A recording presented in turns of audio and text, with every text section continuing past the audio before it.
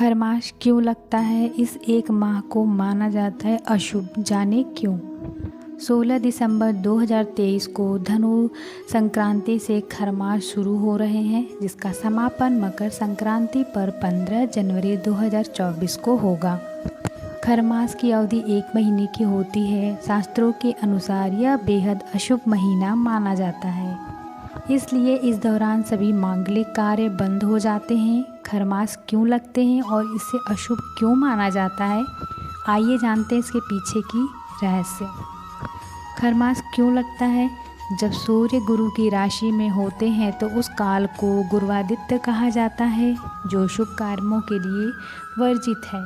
इसके पीछे पौराणिक कथा के अनुसार सूर्य देव सदा अपने 7 घोड़ों पर सवार होकर गतिमान रहते हैं। सूर्य देव कभी रुकते नहीं, वह निरंतर ब्रह्मांड की परिक्रमा लगाते हैं। यही वजह है कि समस्त प्रकृति गतिशील रहती है। धर्म ग्रंथ के अनुसार सूर्य क्षण भर के लिए भी रुक नहीं सकते, क्योंकि अगर वह गतिहीन हो गए तो जनजीवन उथल पुथल हो जाएगा। कथा के अनुसार एक बार सूर्य अपने रथ पर सृष्टि की परिक्रमा लगा रहे थे।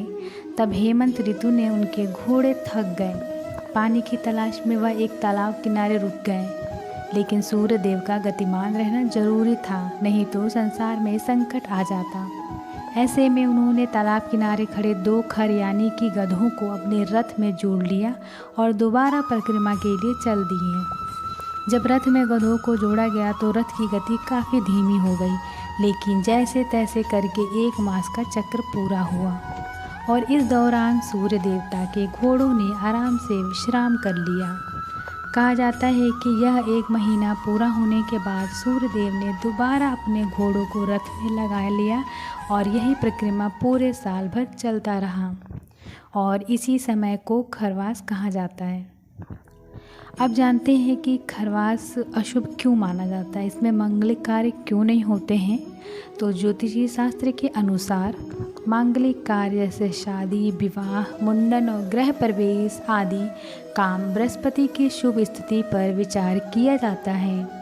लेकिन सूर्य देव जब बृहस्पति की राशि में धनु या मीन में प्रवेश करते हैं तो बृहस्पति का प्रभाव कम हो जाता है, वहीं सूर्य की गति भी धीमी हो जाती है।